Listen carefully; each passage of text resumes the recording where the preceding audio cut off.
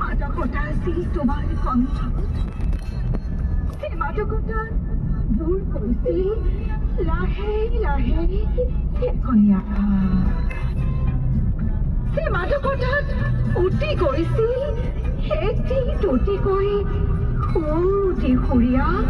কত স্বৰ্ণমালিকা এনে কি মায়াময় সাধু আছিল তোমাৰ কণ্ঠত সেই মায়াত মহাচন্ন হৈ আত্মবিভোৰ হৈছিল অলেখ হৃদয়ৰ আবেগীয় অভিধান সেই মায়াৰ দোলেৰে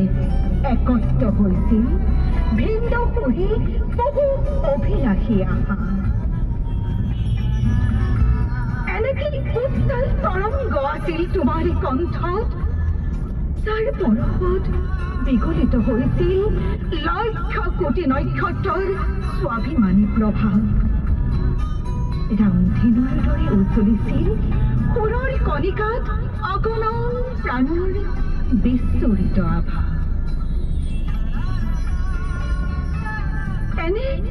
কি দৰদী সুৰীয়া মায়াজাল ৰচিছিল তোমাৰ কণ্ঠই সেই মায়াজালত আবদ্ধ হৈ থমকি ৰৈছিল বহু খণ্ডিত প্ৰহৰ যাৰ জ্যোতিৰে বৰ্ণিল হৈছিল যুগান্তকাৰী সুৰ বিন্যাসৰ প্ৰজ্বলিত শিখা এনেকে মোহনীয় সুৱধিৰে উদ্ভাসিত তোমাৰ কণ্ঠ বিকিৰিত ৰশ্মিয়ে তাৰ নীতেই গঢ়িছিল সুৰ সমন্বয়ৰ শত অৰ্বাচীন ধুমুহা কমতুলাৰ দৰে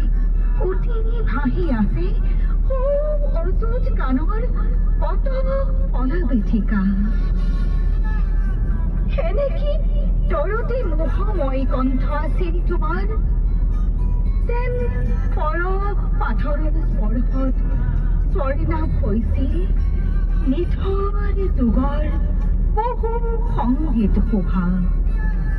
উন্মিলিত পদ নয়নৰ যেন অনিৰ্বাপিত জ্যোতিৰেখা এনে কি মনোময় টংকাৰ তুলিছিল তোমাৰ কণ্ঠই অনিৰ্বাণ জুটিয়ে ৰচি গল যুগান্তকাৰী বহু সৃষ্টিৰ সুবাসী মালিকা চিৰ প্ৰবহমান নিৰবধি হৈবলিনী ধাৰা আৰু সেই তুমি হৈ ৰলা এক অবিনশ্বৰ সত্তা